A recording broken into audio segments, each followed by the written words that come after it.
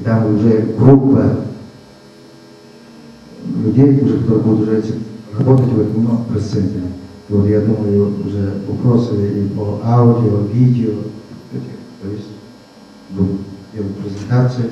И тоже, пользуясь случаем, буквально вот 30 числа по лунному календарю, Меньшикова получается, вот, буквально через 10 дней будет премьера нашего фильма «Наказ матери».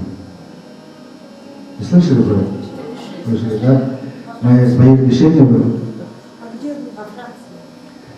Вот наш пресс-центр предложил такой вариант, но я думаю, обратиться либо в Горькую, национальную библиотеку, да, или в кинотеатре.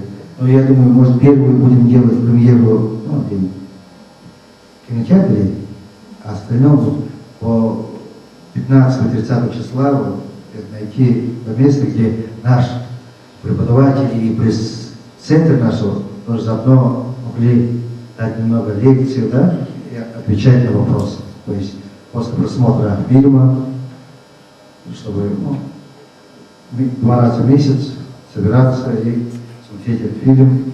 И мои разрешения не одно, а и улыбку Будды, тоже все права должна там удовлетворенный сам. То есть наказ матери и улыбка Будды, все права, и лицензия на прокат находится в Логинского центре.